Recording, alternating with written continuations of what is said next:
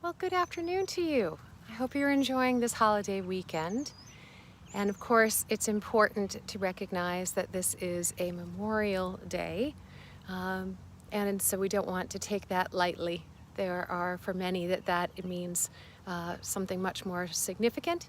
And I think for all, it takes a little bit of time to just push pause and recognize that there are reasons indeed to be grateful for what we have today, including people who provide safety and they protect our rights. So with that, just keep that in mind when you're in the midst of your holiday weekend. Today, I'm curious about what is giving you hope and what are you reading? What are you listening to that provides you aspiration, that motivates you and provides you then a construct for aspirational creative thinking? So I was listening to a fantastic podcast yesterday. It's one of my favorite podcasts to listen to with Krista Tippett's On Being. And she does such a lovely job of bringing really interesting people from all different walks of life and different parts of the world into her interviewing. And yesterday she had Jacqueline Novogratz, who I had not had the opportunity to hear before and to know about. And Jacqueline is just releasing a book called The Manifesto for a Moral Revolution: Practices to Build a Better World. It was a really interesting interview and conversation, and after listening to it, I was so moved that I took some additional time last night to research about Jacqueline and about her life and what she has stood for. She's CEO and founder of a really interesting organization called Acumen, really about providing capital to those that are vulnerable, impoverished, and with the idea of providing some support and decreasing injustice around those that are not fortunate enough to be born into it or to have it on hand. All of those things benefit a shared humanity as well as benefiting the earth. So very interesting. And one of the questions that I loved that was asked, that was Jacqueline's question, was, what are you doing when you feel you're most beautiful? I have never heard a question posed to me quite like that. And I thought about it. What am I doing when I feel my most beautiful? Meaning for me, I feel like that just is, what am I doing when I know I am sitting in authenticity and I am really aware of being in something that provides me joy? And it couldn't be, just one thing. No, I would hope we have more than one.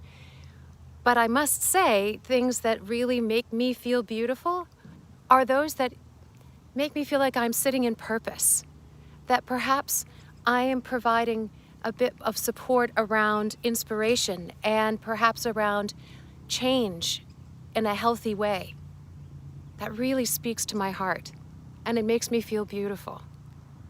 What makes you feel beautiful? What motivates you right now, and where are you finding hope? As you go through those moments of reflection, notice what you're listening to and reading.